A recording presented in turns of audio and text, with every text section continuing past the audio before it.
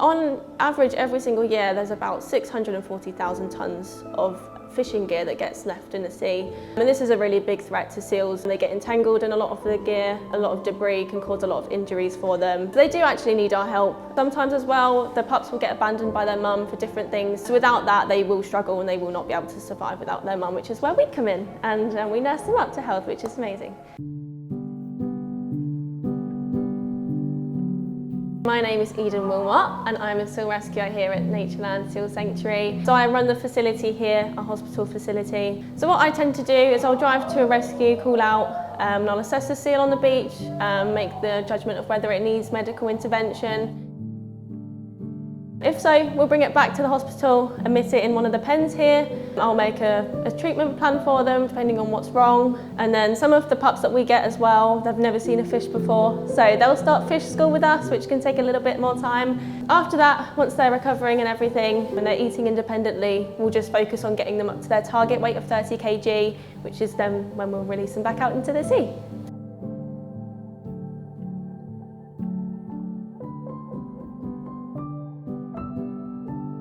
So we're in Skegness, which is part of the Wash along the Lincolnshire coastline. It's a big hub for harbour and grey seals. Just north of us actually is one of the UK's largest grey seal breeding colonies, which is called Nook.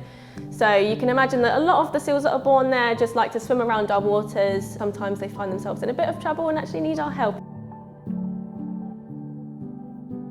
I organised some work experience and internships myself when I was kind of leaving school just to figure out what I wanted to do. And that actually took me down the path of seal rehabilitation, and doing that voluntary work, I realised that this is really what I want to do with my life. So since then I went and got my degree and I found some really nice roles along the way, and now I'm here at Natureland, which is something I really enjoy, and I have the opportunity to run the hospital here, which is just amazing. For me, being able to do conservation work is really important, and the seals, they definitely need our help. So it's a really good combination of the two. Having spent a lot of years now with seals, it's something I really wanted to pursue in the future as well.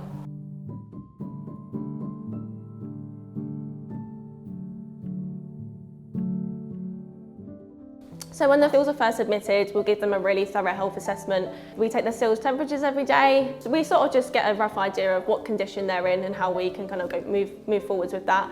So we'll create them a treatment plan and just monitor them every single day and work with them.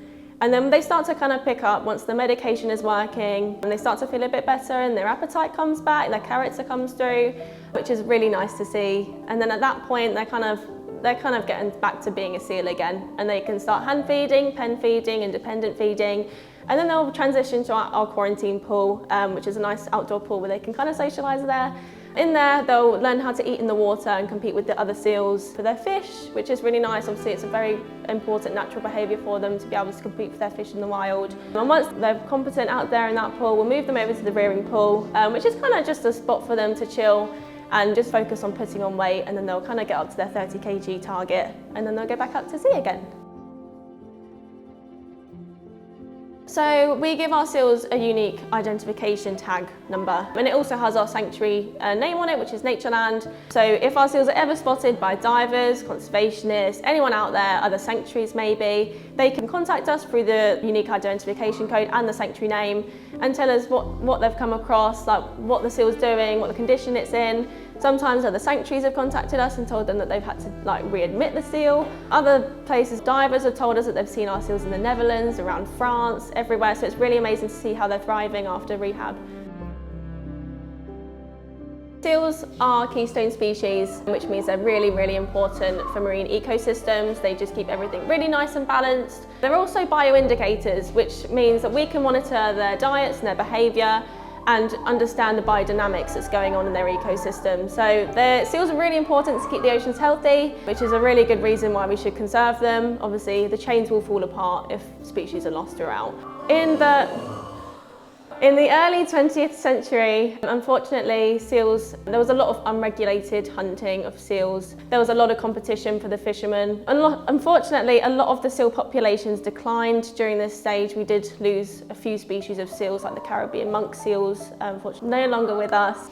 But luckily, people are starting to understand the importance of conservation and the importance of keystone species. So in the 1970s, the Conservation of Seals Act was brought into legislation. And since then, the UK now hosts 40% of worldwide grey seal population. So obviously the UK is a very important place for seals to be able to survive and thrive. So for us to look after them is really important and do our part.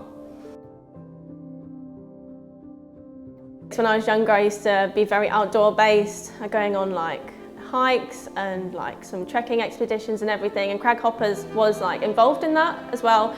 I really like the brand. It's very durable, comfortable, and it just ticks every single box. And as I've progressed through my career, I've actually found that incorporating that into my work clothes is actually really amazing, because I know how great the brand is, and being able to wear it every day and just be able to do what I need to do is just really fantastic. And with the seals, I've actually found that the trousers are bite proof, which makes my life a lot easier, because I can just keep wearing the same pair of trousers like for a long time, so which is really good.